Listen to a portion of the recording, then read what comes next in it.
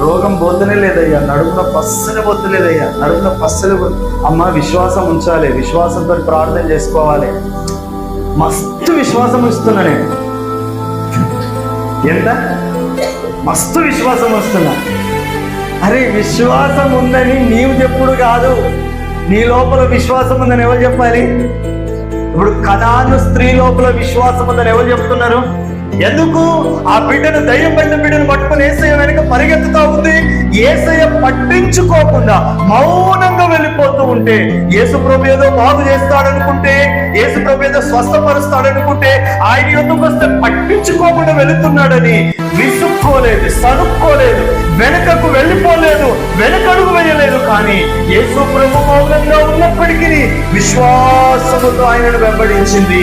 కాబట్టి దేవుడు అంటాడమ్మా, నీ విశ్వాసం ఎంత గొప్పది.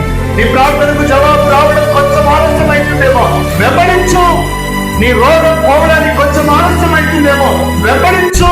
వెనుకడుగు వేయొద్దు, వెనుతిరిగి పోవద్దు. అప్పుడే నీ విశ్వాసం యొక్క పరిమాణం తెలిసిపోతుంది.